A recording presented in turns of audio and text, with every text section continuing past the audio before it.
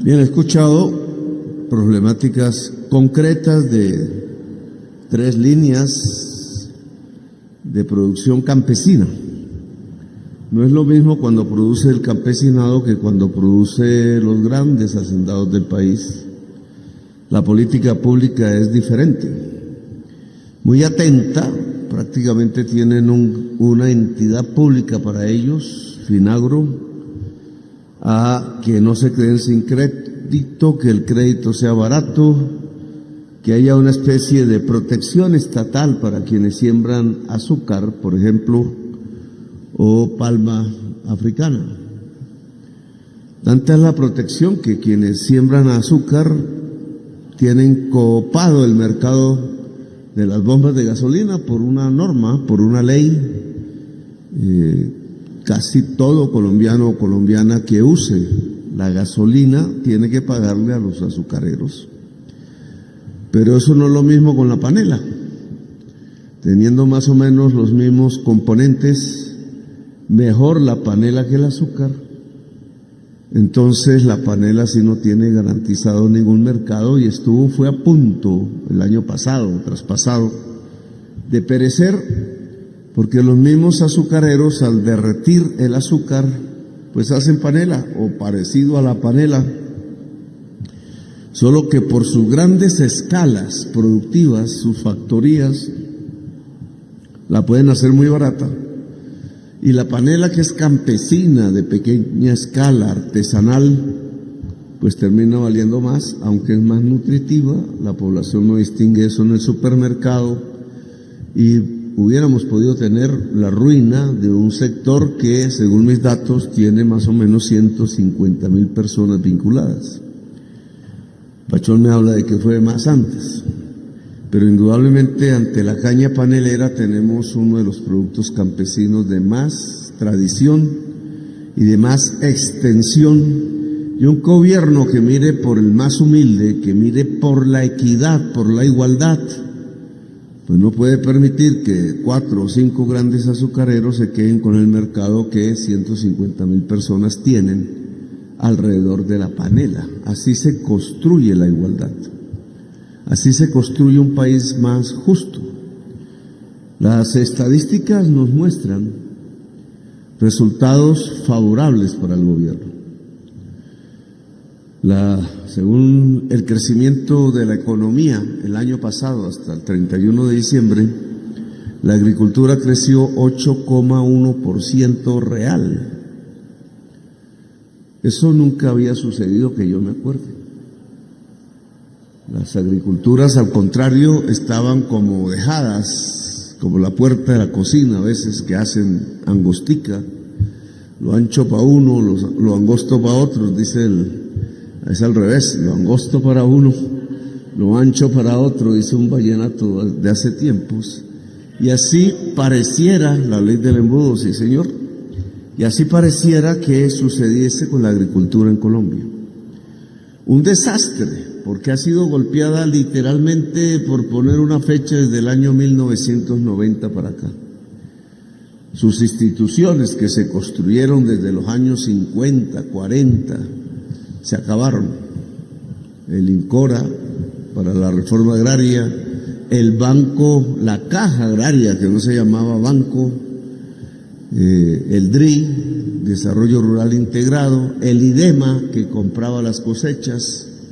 Ahora sí que nos cuesta trabajo a nosotros comprar cosechas cuando eso era fácil antes. Y así casi toda la institucionalidad agraria la botaron a la caneca de la basura. Porque vino una época, desde los años 90 hasta el gobierno pasado, que denominamos neoliberal. No porque pertenezca al Partido Liberal, aunque también se arrodillaron mucho ante esa ideología, sino porque esa ideología pregona que si se deja libre el mercado nos lleva a bienestar y felicidad.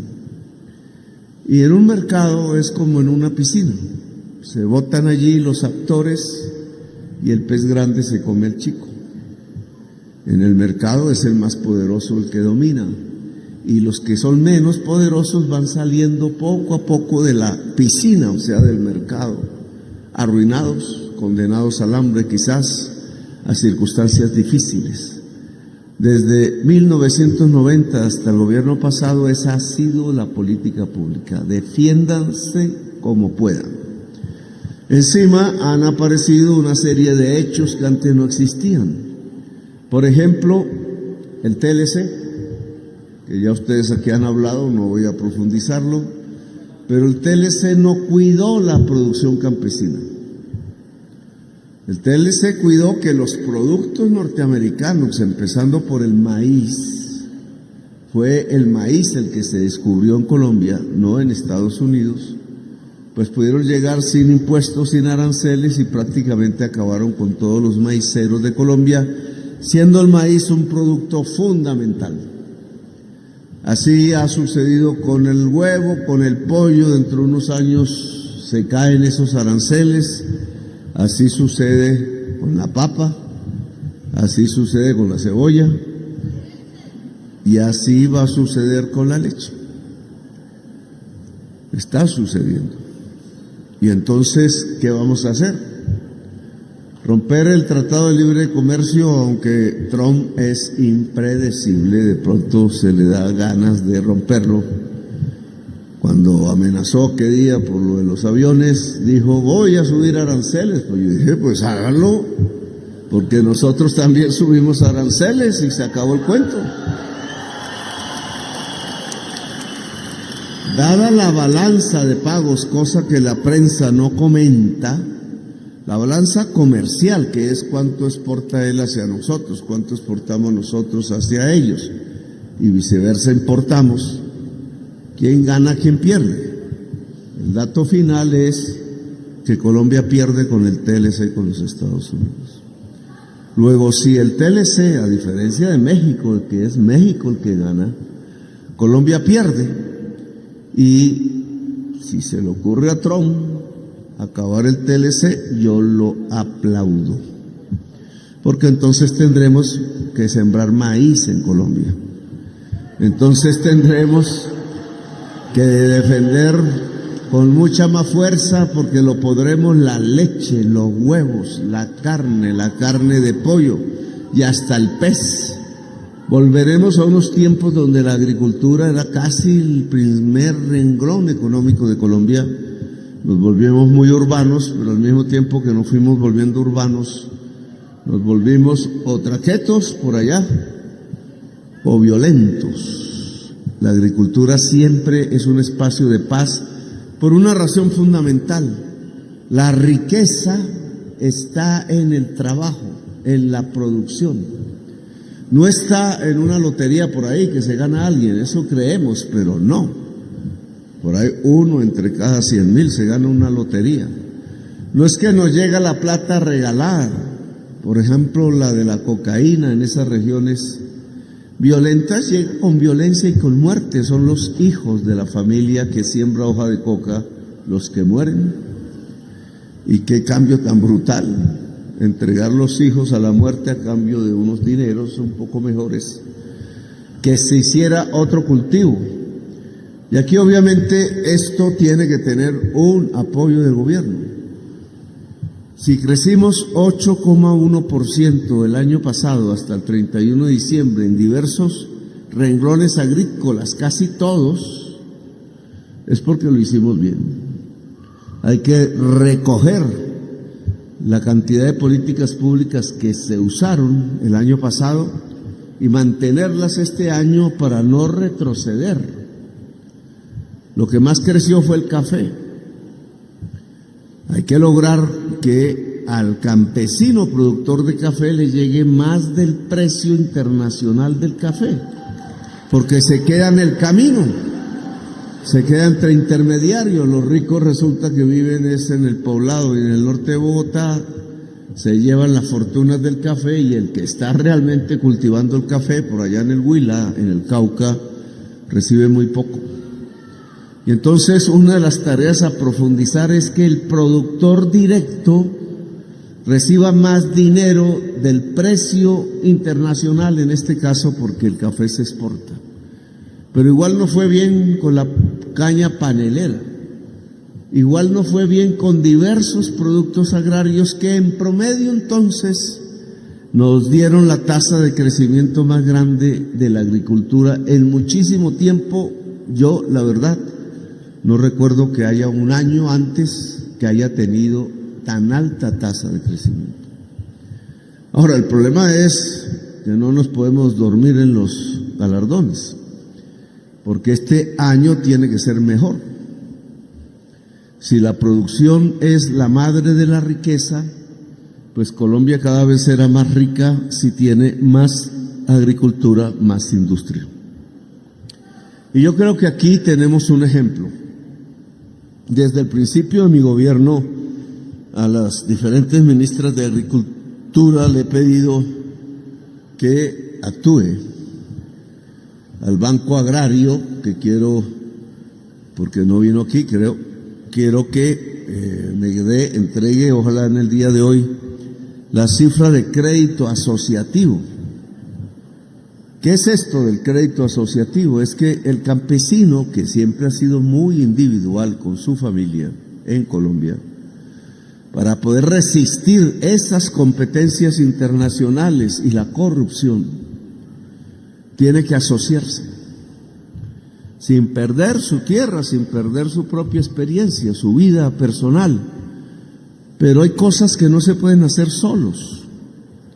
Por ejemplo, el caso de la pasteurizadora, que aquí estamos tratando de echar para adelante. 18.000 millones de pesos, no es mucha plata para un gobierno. Una persona sí. Entonces, si le dice uno a un campesino lechero, a una campesina lechera, oiga, hágase usted la pasteurizadora, no tiene que invertir sino 18.000 millones de pesos, pues ¿qué banco le va a prestar?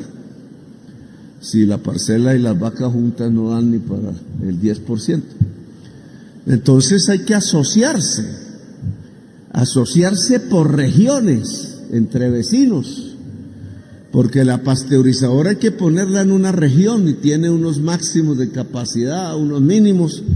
Los ingenieros industriales saben esto mejor que yo, pero en determinada región la pasteurizadora puede tener sentido si los campesinos y campesinas lecheras de esa región se juntan y se vuelven propietarias de la refrigeradora. Ojo con eso, porque si es el Estado el propietario, compañero Pachón, o sea, muy al estilo de Cuba, pues los cubanos no cambian de gobierno y más o menos mantienen una dirección sobre la empresita.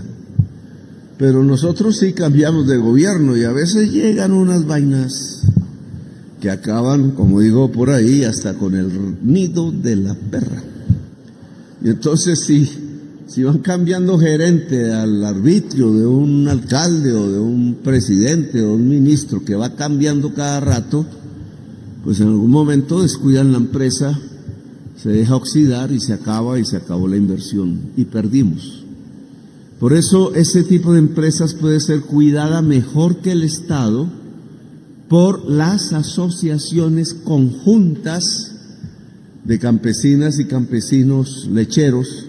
Habrá agarrones, habrá discusiones como siempre en el ser humano, pero se cuidará mejor porque es una propiedad de ustedes, no de alguien extraño fuera del país o un rico de Medellín o de Bogotá, sino ustedes los dueños de la pasteurizadora. Y eso tiene que garantizarse, César. Ahora, para conseguir 18.000 millones de pesos, que supongamos vale la fábrica, pues se puede hacer también asociativamente, pero seguramente que nos va a faltar dinero. Y ese dinero está en los bancos. Dicen los ladrones, el dinero está en los bancos. Pero los bancos no le prestan al pobre, por eso hay pobres. Los bancos le prestan al que ya tiene. Y entonces nuestra sociedad se va dividiendo cada vez más en lo que llamamos la desigualdad social. Y de la desigualdad social pasamos a la violencia, pasamos a traqueteos por ahí, pasamos a matarnos entre nosotros mismos. y nada sale bueno de la desigualdad. En cambio, una sociedad más equitativa, les voy a poner como ejemplo para que lo investiguen por ahí por internet. El primer ministro, que es como el presidente de ese país, quiso venir aquí, César, para mirar y para enseñar. En Nueva Zelanda. En Nueva Zelanda no hay hacendados grandes. Hay personas como acá, más o menos, tienen mucha menos tierra que Colombia.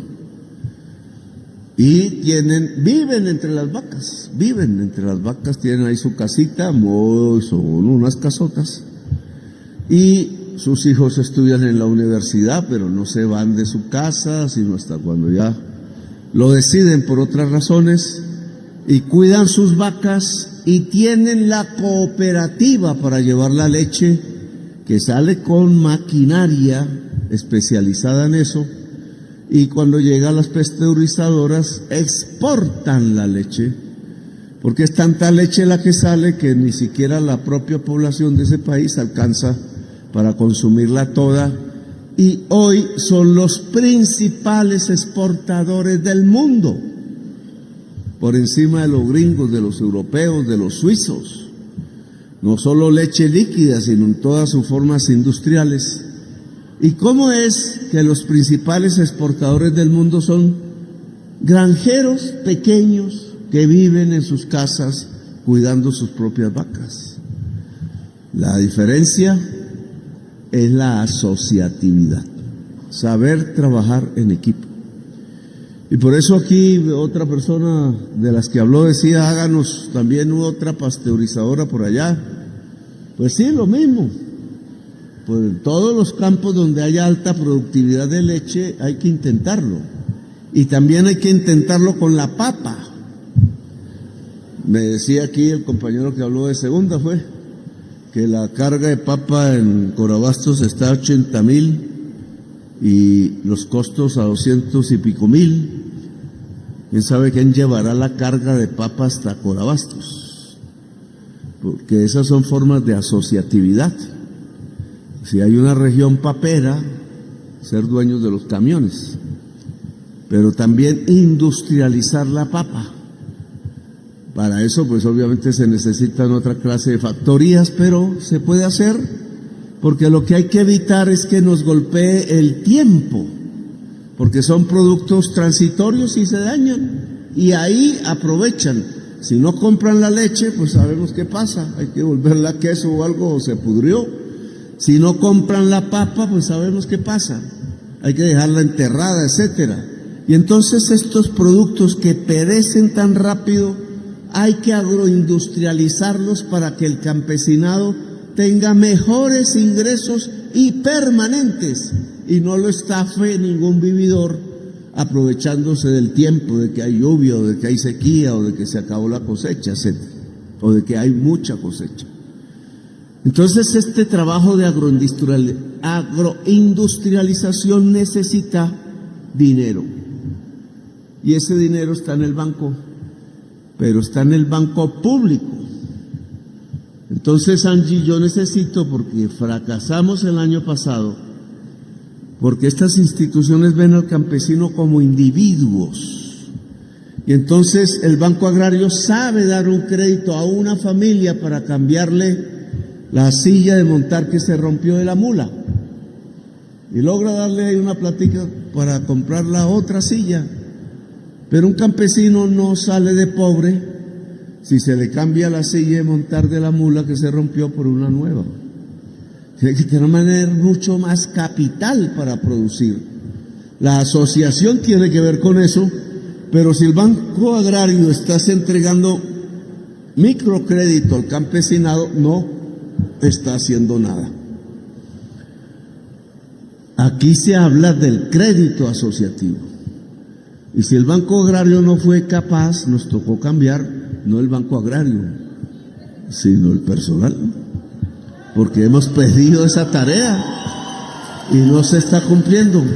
Entonces, Angie, para que esta tarde, cuando llegue ya otra vez, tengamos los números del Banco Agrario, si no el esfuerzo se nos pierde.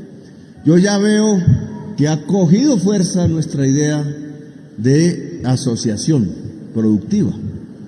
Ha cogido, si no, no estaría esto lleno. Y yo creo que si se hace en regiones paperas igualmente, y si se hace en regiones cebolleras que aquí plantearon igualmente, e incluso si se hace en regiones de hoja de coca, porque podríamos reemplazar lo perverso que trae la muerte por cosas mucho más importantes. Allá se puede sembrar cacao, se puede sembrar café y otra serie de productos. Yo aquí, frijol, comida, e incluso siempre pensar en la exportación.